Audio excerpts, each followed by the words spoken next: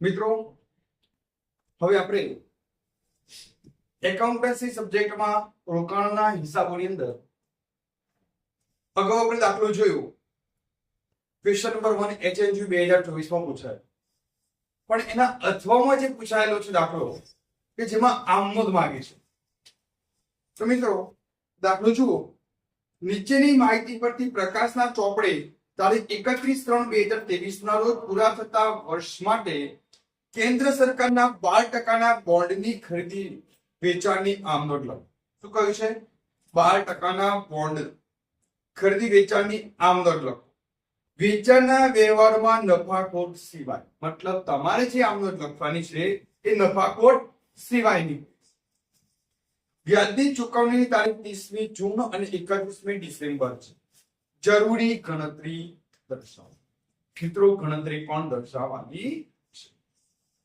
ચલો મિત્રો સ્ટાર્ટ કરીએ આપણે.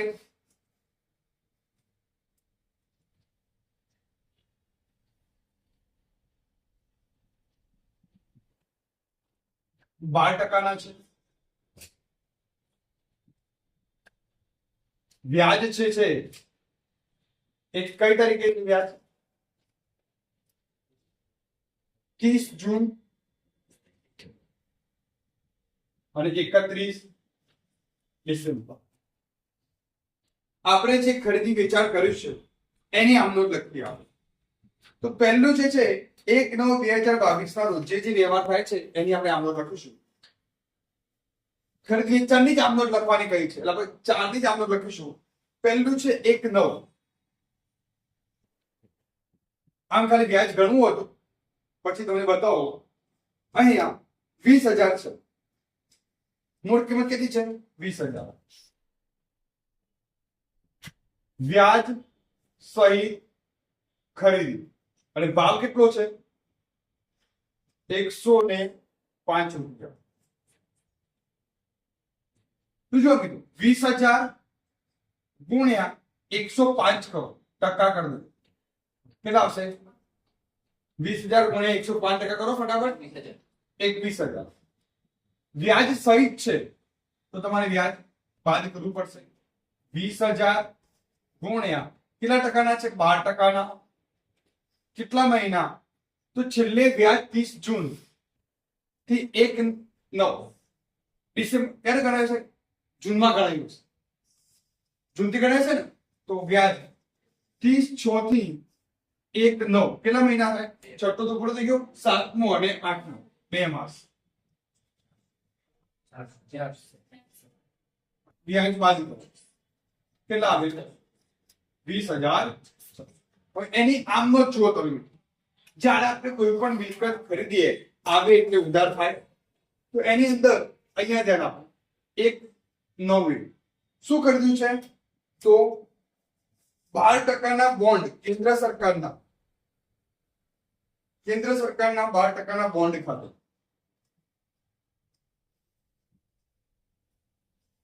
સરકારના 12% બોન્ડ ખાતે રાઈટ ખરીદી કરી. સાથે વ્યાજ પણ તમે આપવાના એટલે વ્યાજ સાથે આ બંને ઉધાર થશે અને પૈસા કોણ આપશે ખરીદી વખતે? બેંક પર. ખ્યાલ આવ્યો? હવે વ્યાજ સહિત છે તો તમારો ભાવ કેટલો આવ્યો? અહીંયા વ્યાજમાં લખાશે 400. અહીંયા લખાશે 20,600 અને જે પડતર કિંમત 21,000 અહીંયા 21,000 જોયું. વ્યાજ સહિત છે તો કેન્દ્ર સરકારના 12% બોન્ડ ખાતે ઉધાર, વ્યાજ ખાતે ઉધાર તે બેંક ખાતે. વ્યાજ સહિત ખરીદી પાછળમાં લખી દેવાનું. વ્યાજ સહિત ખરીદી. હવે કઈ તારીખ આવી? 1/10. 1/10 30,000 વ્યાજ બાદ વેચાણ. ભાવ કેટલો છે? 96. વ્યાજ બાદ છે ધ્યાન રાખો. 30,000 ગુણ્યા 96% કરો 28,800 રાઈટ. પણ અહીંયા વ્યાજ બાદ છે એટલે વ્યાજ બાદ થશે ને ગણશે કરું 30,000 ગુણ્યા 12% ના છે કેટલા મહિના તો છેલ્લે વ્યાજ 30 જૂન થી એટલે 30/6 થી 1/10 કેટલા મહિના થયા 7મો 8મો અને 9મો 3 માસ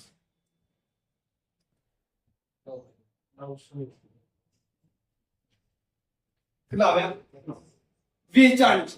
તો વેચાણ વખતે આને ઉલટી અમલ આવે બેંક ખાતે ઉધાર વેચી અને પૈસા આવે એટલે બેંક લેનાર થશે બેંક ખાતે ઉધાર તે કેન્દ્ર સરકારના 12% બોન્ડ ખાતે અને તે વ્યાજ રાઈટ. હવે કેન્દ્ર સરકારના બોન્ડ ખાતે કેટલા 28,800 વ્યાજ કેટલું 900 ટોટલ બેંકમાં કેટલા આવશે ટોટલ કરો 28,800 + 900 29,700 બાજુમાં લખી દેવાનું વ્યાજ બાદ વેચાણ. હવે કઈ તારીખ આવી 30/11 વ્યાજ બાદ ખરીદી કેટલાની છે 10,000 વ્યાજ બાદ ખરીદી ભાવ કેટલો છે 55 10,000 ગુણ્યા 95% કરો 9,500 વ્યાજ બાદ છે એટલે વ્યાજ ગણાશે પણ બાદ થશે નહીં 10,000 ગુણ્યા 12% કેટલા મહિનાનો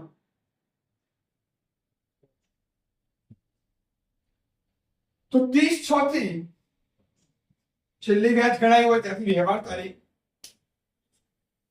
30/11 કેટલા મહિના થયા 5 બાદ છઠ્ઠું પૂરું થઈ ગયું 7મો 8મો 9મો 10મો અને 11 5 કેટલા થાય 500 તો એની ખરીદી આપણે લખીએ આ ટાઈપમાં આવશે 30/11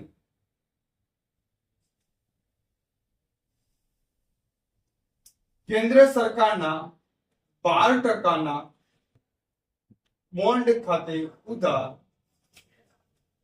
વ્યાજ ખાતે ઉધાર તે બેંક તો 9,500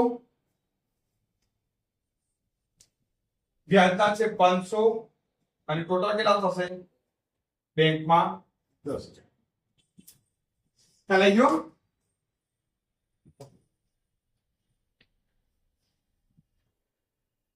હવે આગળ છેલ્લે 30/1 આપણે ખરીદ વેચાણની આવક કરી છે એટલે એની જ ગણતરી કરી છે 30/1 ની આવક શું થશે આમ તો વ્યાજ ગણવું હોય તો ગણાય પણ આપણે એટલા જ કરીશું 31/1 છે હા 31/1 ગણી આપણે 20,000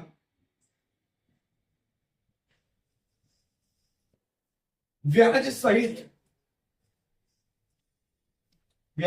વેચાણ છે ભાવ કેટલો છે 102 હવે જુઓ વ્યાજ સહિત છે 20,000 ગુણ્યા 102% 20,000 વ્યાજ સહિત છે એટલે વ્યાજ બાદ કરવું પડશે 20,000 ગુણ્યા 12% ગુણ્યા છેલ્લે 31 ડિસેમ્બરે વ્યાજ કર્યું હશે 31/12 થી 31/1 કેટલા મહિના થશે 1 માસ થશે કેટલા આવ્યા 200 કેટલા આવ્યા 20,000 હવે એનું ગણો તમે અહીંયા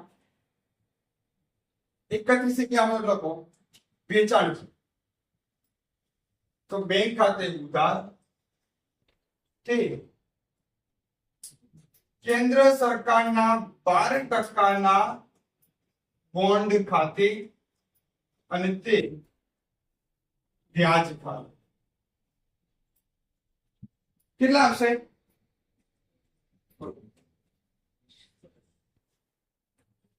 20,400, 20,200 અને 200. બાજુમાં લખી દેવાનું.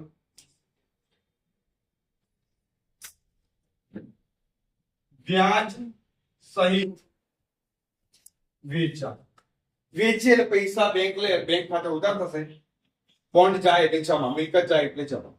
અને જ્યારે ખરીદી કરીએ ત્યારે બોન્ડ મિલકત આવે એટલે ઉધાર અને પૈસા બેંક ચૂકવશે એટલે બેંક ખાતે. મિત્રો HNG 2024 માં અથવામાં જે પૂછાયેલો દાખલો જે છે એ આ દાખલો છે. તેની આમનોંધ તમને નફા ખોટ સિવાયની કઈ છે તો 4 વ્યવહારની આમનોંધ જોઈ લો. આ એની ગણતરી ચાલુ.